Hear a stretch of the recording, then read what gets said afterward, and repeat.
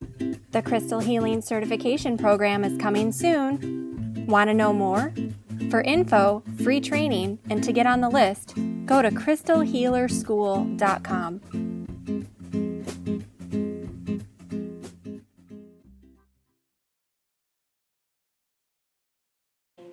Hi everyone, Ashley here from the Love and Light School of Crystal Therapy. Today I'm in my shop, Mimosa Books and Gifts in Madison, Wisconsin, and I wanted to take just a couple moments to talk to you a little bit about crystal shapes and some of the really interesting shapes that crystals can be carved into or formed into and how that influences their energy. So the first shape that I wanted to talk a little bit about that I think is really often misunderstood and that some people have a lot of questions about are crystal skulls. And so I have a number of crystal skulls with me right here today.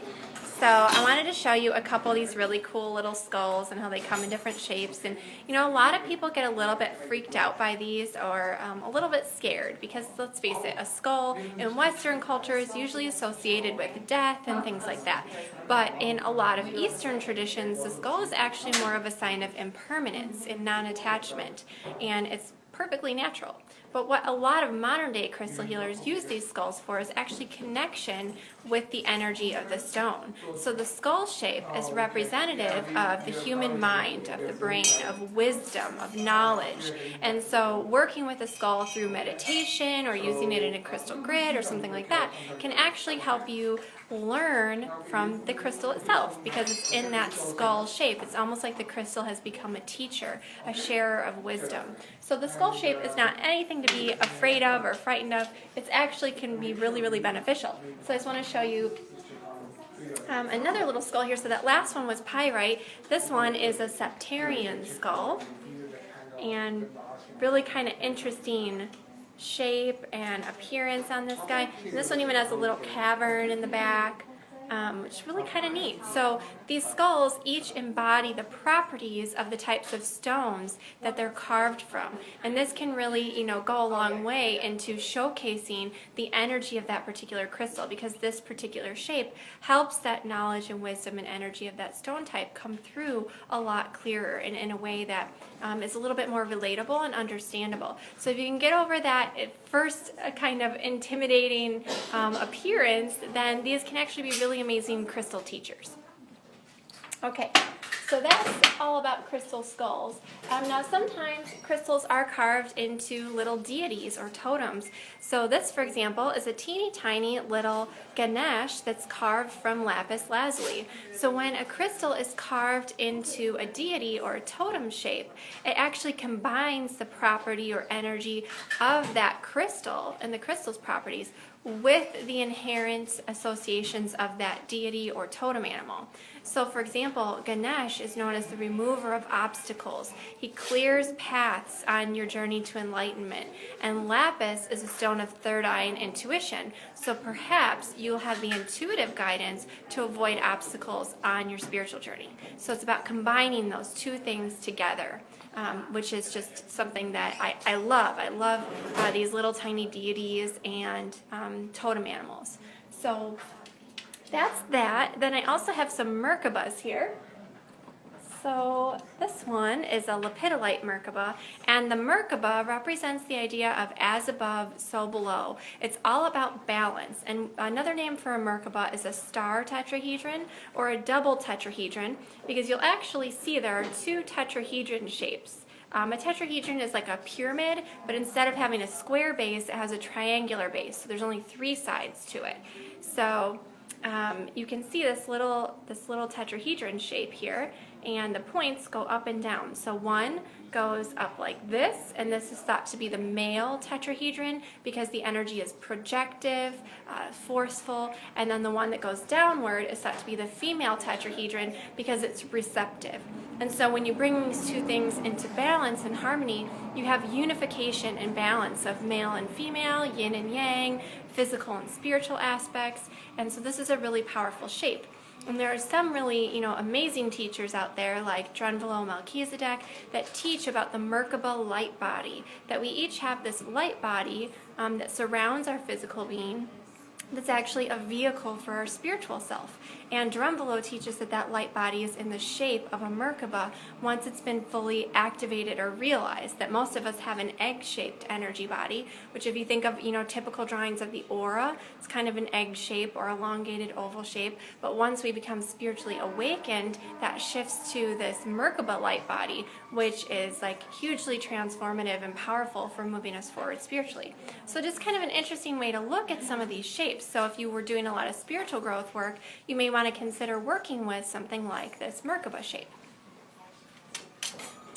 Now, there are also pyramids. And like I mentioned, a tetrahedron is almost like a pyramid, but it has a triangular base. Well, a pyramid has a square base like that, and then you have the little pyramid shape, and pyramids are associated with amplification of energy, with preservation, with power and energy. They're about kind of bringing down energy and harnessing it. So these are great to use in a healing session, like underneath the healing table, so that you can call energy into your space, into the room. They're excellent for using in the center of a crystal grid, either for calling energy in or for projecting energy out if you wanted to do something like send distance healing. Yeah, these are just great. And I see some comments coming through, so I just want to check in there and make sure I haven't missed any questions or anything. But Pauline says she has a crystal skull she really likes, and Lourdes loves crystal skulls, and Lindsay has a few skulls and she's really digging them. And Jackie says, funny how things change. I used to hate skulls, but one majorly shouted to me last year at a Judy Hall workshop. Yeah, I used to be the same way. At first, I really wasn't attracted to the energy of skulls. I just didn't get it. They didn't resonate with me. And then I had this one that was actually a gift from a friend, and that's what really kind of changed my perspective on them, because I really loved that particular skull. It was a little lepidolite skull, and from there, I kind of started learning more about them and what they were really about. And once I actually cut through all the hype and all the weird stuff that's out there about skulls and learned how I could connect them one-on-one, that's what really made the big difference for me. And that's what made me feel that connection and that positive energy that the skulls can actually create for you. So yeah, don't, give them a second chance if you're a little bit like weirded out at first. And for me, that was just because there was so much misinformation out there about skulls. When I first started learning about them and researching them, I was like, I don't know, this is like, it's too weird for me. I don't get it. But I think that's just because there are a lot of people that speak before they've really worked with the skulls themselves, or make sort of outrageous claims sometimes about some of the skulls. And really, if you just look at them for tools for healing and inner knowledge and mastery and learning and, to become crystal teachers, then you can, really learn a great deal from working with them. So yeah, Noel, thank you. Very insightful. Thank you. I appreciate that. So there are other shapes here. So this one right here, this is a palm stone. This is a rose quartz. It's kind of shaped like a bar of soap after it's been used a few times. So some people call these soap stones, not to be confused with actual soapstone, which is a type of stone. But this rose quartz palm stone, these are great for meditation work. They can also be used for massage by using this kind of thin end to rub into the muscles. That can really bring a lot of relief and reduce a lot of tension. But the best thing that these can be used for is laying on of stones in a crystal layout, because they're nice and wide and flat, so they don't roll away like little tumbled stones do. Really super excellent little things. Then there are also crystal spheres, and spheres are just obviously these little round crystal balls, and these can be used for crystallomancy or scrying, which is the art of gazing into the crystal and trying to see images and symbols that appear kind of in your mind's eye, but by letting your gaze kind of soften and go in and out and appreciate what the inner landscape of the crystal has to show you, you can actually tap into your own intuition. So a lot of you may think of the image of like a gypsy conjuring something in the crystal ball. It's not quite like that. There's no like mist and fog and smoke and then images appear and you see everything play out like a movie. Usually not quite like that. It's really about kind of taking your mind's eye and on a little journey into the center of that stone and going through the inner landscape of the crystal and seeing, if you really focus your attention, if you can make out an image. Kind of like when you look up at the clouds and you try and determine what kind of shape they are. Similar idea with this. So it can be really, really interesting. And usually a transparent to translucent crystal works best for this. If you have an opaque stone or solid stone, obviously you can't get to that interior of the crystal. It can be a little bit more challenging, especially for a beginner, to use one of those stones for scrying. Okay, and another little shape, and this is a natural shape, is the Crystal Geode. And these are excellent for manifesting work because all these little sparkles inside are teeny tiny little crystal points. So if you focus your intention for manifesting to all these little crystal points, they're all working toward one purpose and helping you manifest something really beautiful into your life. The other thing that's really great about these is they can be used for fertility work because they actually represent like a womb. They're like a little kind of womb. And so they're great for fertility and for birthing something into the world, whether that actually be physical fertility with your body and birthing a child, or if it's about birthing something like a new creation, a piece of art, a poem, a song, a dance. It's about creative expression. So really, really cool stuff you can do with those. And if you're really enjoying kind of learning about all these different fun little crystal shapes, I would love if you'd join me for my Crystal Healing Certification class. You can click the Learn More button about it up in my Facebook banner right now. Check it out and see if that program would be for you. I'm not going to be pushy about it, but open enrollment only happens twice a year. It's a chance for me to get to connect with crystal lovers all around the world and teach them about what I've learned about crystals over the past 10 years and how crystals have really changed and transformed my life. And now I'm just at the point where I want to share that with other people. And if that seems like something that would be for you, I encourage you to go and check that Learn More button. Give that a click and check out the program enrollment page and see everything that we'll be talking about in that program. It's really pretty cool, and you get to connect with people just like you who are into stones and talk about your experiences, and it's really a lot of fun. So a couple other little shapes that I have here. So this is actually a stone and kind of a shape.